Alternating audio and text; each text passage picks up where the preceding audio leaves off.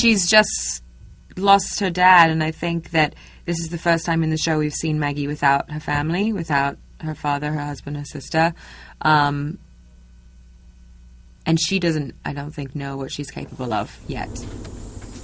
And we get to see that now because she's got no one else to fall back on because everybody else around her wants to do the rational thing. And for once, Maggie isn't going to be the rational person. She's going to go by herself if nobody's coming with her.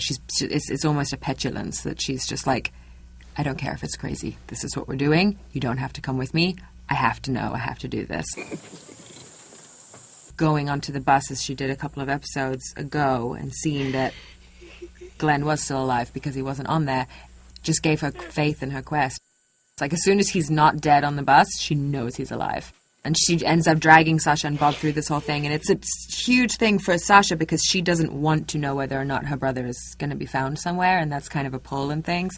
But for me, I think it's just he is, and that's it. I'm hellbent. Governor rode right up to our gates.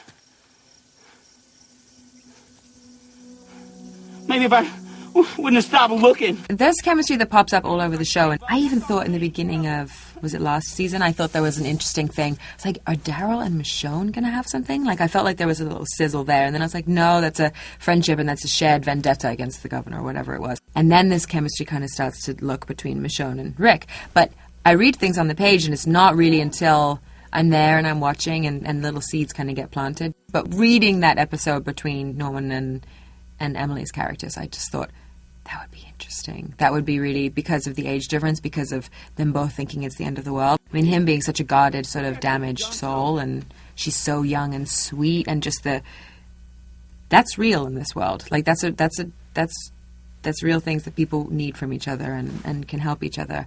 I don't know. I'd love to see people get together. It's the end of the world. Like,